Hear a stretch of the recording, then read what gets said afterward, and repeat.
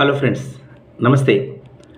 ఇటీవల 4-5 డేస్ నుంచి ప్రతి మీడియా ఛానల్లో కావచ్చు, సోషల్ మీడియాలో కావచ్చు, ఒక వార్త అనేది చక్కర్లు కొడుతుంది.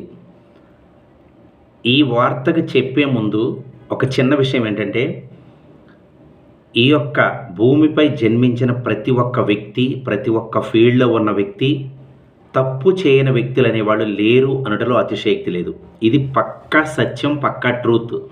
అంటే తప్పుని ఎంకరేజ్ చేయటం కాదు, కానీ ప్రతి ఒక్కళ్ళు ఏదో ఒక సందర్భంలో ఏదో ఒక తప్పు అనేది చేస్తూనే ఉన్నారు, చేస్తున్నారు, చేశారు కూడా. అది మీ అందరికీ తెలుసు. ప్రతి ఒక్కళ్ళు హార్ట్ మీద చెయ్యి వేసుకొని మనం ఏమన్నా తప్పులు చేశామా అనేది గనక పరిశీలన చేసుకుంటే, ఒక్కసారి మనస్ఫూర్తిగా ఆలోచించుకుంటే ప్రతి ఒక్కరూ తప్పు చేసి ఉంటారు ఏదో ఒక సందర్భంలో. ఇది ఫస్ట్ విషయం మనం మాట్లాడాలంటే.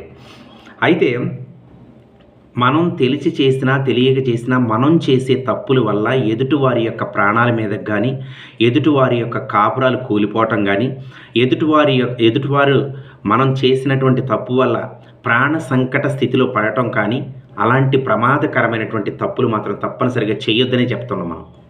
ఎట్టి పరిస్థితుల్లో చేయొద్దు. ఎందుకంటే కొన్ని తప్పులు ఎలా ఉంటాయంటే, మనం చేసేటటువంటి చిన్న పొరపాట్లు ఏరే వాళ్ళ ప్రాణాలు తీసేలాగా ఉంటాయి, ఏరే వాళ్ళ జీవితాలు చిందరం చేసేలా ఉంటాయి. అలాంటి మటుకి తప్పని పరిస్థితిలో ఎవరు చేయొద్దని మనస్ఫూర్తిగా కోరుకుందాం. అయితే ఇక విషయానికి వచ్చినట్లయితే, సాయి ఈశ్వర్ అనేటటువంటి వ్యక్తి ఫోక్ డ్యాన్సర్ అండ్ ఆయన సింగర్ కూడా. మాధురి రాథోడ్ ఆమె కూడా ఫోక్ డ్యాన్సర్, అంటే హీరోయిన్గా చేస్తుంది. జానపద సాంగ్స్కి హీరోయిన్లుగా చేస్తున్నారు. వాళ్ళిద్దరు కలిసి పలు పాటల్లో, చాలా పాటల్లో మరి అత్యద్భుతమైనటువంటి అభినయంతో, డ్యాన్స్తో పలువురిని అలరించారు. హిట్ అయినటువంటి సాంగ్స్ నంబర్ ఆఫ్ ఉన్నాయి వీళ్ళిద్దరి కాంబినేషన్లో. ఇది అందరికీ తెలిసినటువంటి విషయమే. అయితే రీసెంట్గా మనం ఈ మధ్య చూసినట్లయితే, ఒక 4-5 డేస్ ముందు చూసినట్లయితే, వీళ్ళిద్దరు కలిసి ఒక హోటల్లో దొరికారు రెడ్ హ్యాండెడ్గా సాయి ఈశ్వర్ భార్య శరణ్యకి. ఇది ప్రతి ఒక్క వ్యక్తికి తెలిసినటువంటి విషయమే. ఎందుకంటే ఇతనికి సాయి ఈశ్వర్కి మ్యారేజ్ అయ్యింది, ఒక బాబు కూడా ఉన్నాడు, తర్వాత భార్య ఉంది. ఇక్కడ మాధురి రాథోడ్ అనేటటువంటి అమ్మాయి ఇంకా అవివాహిత, వివాహం కాలేదు ఇంకా. వీళ్ళిద్దరి మధ్యన ఏం అండర్స్టాండింగ్ జరిగిందో, లేకపోతే చేసినటువంటి పాటల ప్రభావమో ఏమో తెలియదు, కానీ వీళ్ళిద్దరి మధ్యన ఒక మంచి అండర్స్టాండింగ్ ఉండి వీళ్ళిద్దరు కలిసి ఒక హోటల్లో రెడ్ హ్యాండెడ్గా దొరకటం జరిగింది. ఇక్కడ దొరికినటువంటి విషయాలు మీకు తెలుసు, వీళ్ళిద్దరు కలిశారన్న సంగతి తెలుసు. కానీ ఈ విషయం మటుకి వీళ్ళిద్దరూ కలిసి అలా చేసినటువంటి తప్పు ఏదైతే ఉందో అది అందరూ ఖండించాల్సినటువంటి విషయమే. అందరూ ఖండించారు కూడా. ఎందుకంటే తప్పుగానే ఖండించారు. వార్తా సంస్థలు కావచ్చు, మీడియా సంస్థలు కావచ్చు, సోషల్ మీడియా వ్యక్తులు కావచ్చు, ఇన్ఫ్లుయెన్సర్స్ కావచ్చు, వీళ్ళందరూ కూడా ఈ తప్పుని తీవ్రంగా ఖండించారు.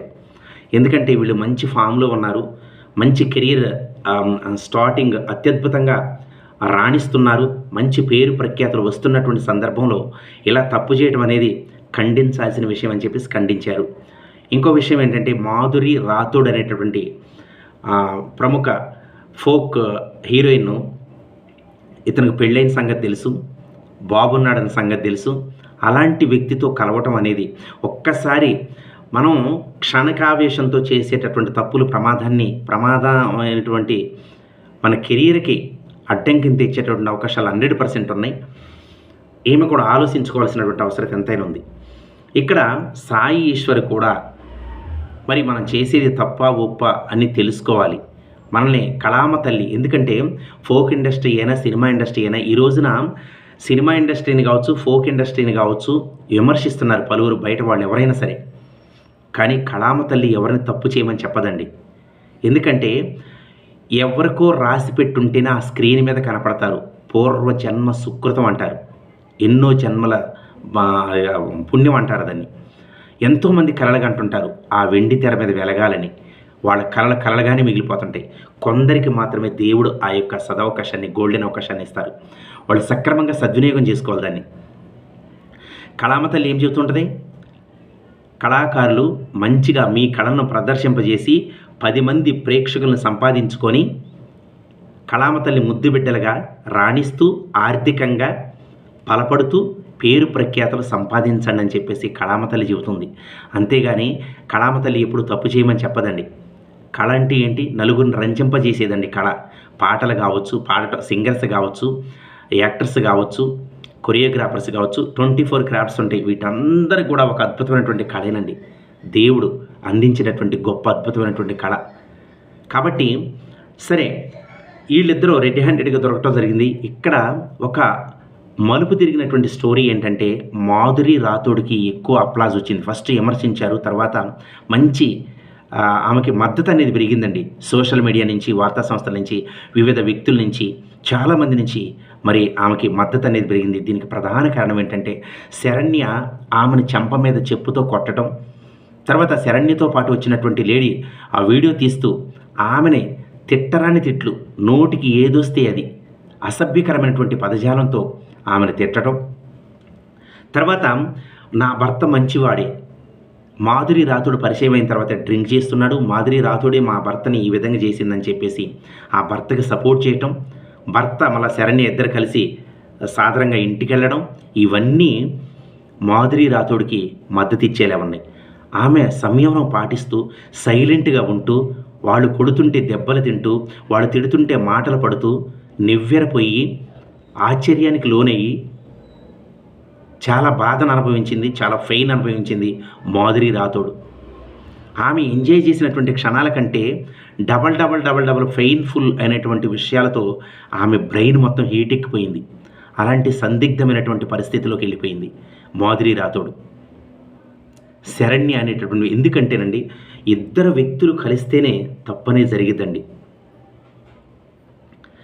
నేను ఓకే అంటే తప్పు జరగదు, అటు పర్సన్ ఓకే అంటే తప్పు జరగదు. ఇద్దరు వ్యక్తులు కలిసి ఓకే అనుకుంటేనే అక్కడ దాకా వెళ్ళగలరు. అవునంటారు కాదంటారు ఫ్రెండ్స్? అలా వెళ్ళారు, అలా తప్పు జరిగిందో జరగలేదో వాళ్ళకే తెలుసు. అది ఏదైతే జరిగిపోయింది, కానీ ఎస్టాబ్లిష్ అయ్యి ఇది పబ్లిసిటీ అయ్యి మీడియా సంస్థల్లోకి ఆ వీడియోలు మొత్తం అప్లోడ్ చేయడం జరిగింది శరణ్య. ఈ విధంగా చేసిన తర్వాత మళ్ళీ రికవరీ అయ్యి, నేను ఆడమనిషిని, ఆమె ఆడమనిషి, మా భర్త కూడా, వీళ్ళందరం కలిసి మేము పెయిన్ అనుభవిస్తున్నాం, వీడియోలు డిలీట్ చేయండి అని చెప్పేసి మొరపెట్టుకుంటుంది. ఈ ఫస్ట్ తెలవదా? సంయమనం పాటించాలి, వాళ్ళని ఎలా మందలించాలి, ఎలా తీవ్రమైనటువంటి అదుపాజ్ఞల్లో భర్తను పెట్టుకోవాలనేటటువంటి విషయంలో ఆమె ఫెయిల్ అయిందని చెప్పొచ్చండి.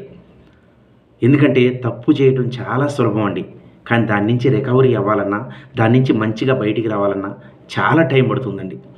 కాబట్టి ఇక్కడ మాధురి రాథోడ్ది కరెక్ట్ అని, లేకపోతే సాయి ఈశ్వర్ది తప్పని కాదు, ఇద్దరూ చేసినటువంటిది తప్పే. కళామ తల్లి మిమ్మల్ని అందనంత రేంజ్లోకి తీసుకెళ్తుంది, మిమ్మల్ని ప్రేక్షకులు ఆదరిస్తున్నారు, మిలియన్స్ వ్యూస్ వస్తాయి మీరు యాక్టింగ్ చేస్తుంటే. అలా రంజింపజేయండి, సంయమనం పాటించండి, కళామ తల్లి ముద్దు బిడ్డలుగా ఎలగండి. ఎందుకంటే మీరు చేసినటువంటి ఎంజాయ్ మొదటి క్షణాలు తక్కువైనా కానీ ఎక్కువ ఫెయిన్ అనుభవిస్తున్నారు. కాబట్టి ప్రతి ఒక్కరు ఆలోచన చేయండి. ఎందుకంటే ఒక వ్యక్తిని మనం తిట్టినా, ఒక వ్యక్తిని కొట్టినా వెనక్కి తీసుకోలేమండి. మనం నోటిలో మాట వచ్చే ముందు అదుపాజ్ఞల్లో పెట్టుకోవాలి. చేయి జారి కొట్టినటువంటి దెబ్బ వెనక్కి తీసుకోలేం. కాబట్టి ముమ్మాటికి శరణ్య చేసినటువంటిది తప్పు. శరణ్య పక్కన వచ్చినటువంటి లేడీ ఎవరు ఉన్నారు కానీ ఆమె కూడా దుర్భాషలాడి నీచమైనటువంటి పదజాలాలతో ఆ విధంగా మాధురి రాథోడ్ని తిట్టడం అనేది కూడా చాలా తప్పు. నేనైతే మనస్ఫూర్తిగా ఖండిస్తున్నాను. ఫ్యూచర్లో ఎవరైనా ఆలోచించాల్సినటువంటి అవసరం ఎంతైనా ఉంది. కళామ తల్లి ముద్దు బిడ్డలుగా వెలగండి, ప్రజలను, ప్రేక్షకులను రంజింపజేయండి. మీ యొక్క కళతో, మీ యొక్క నృత్యంతో, మీ యొక్క అభినయంతో అందరినీ ఆకట్టుకొని, అందరికీ ఆకర్షితులై ఉన్నత స్థానాన్ని అధిరోహించాలని మనస్ఫూర్తిగా కోరుకుంటున్నాను. Thank you. జై హింద్, జై జవాన్. Thank you.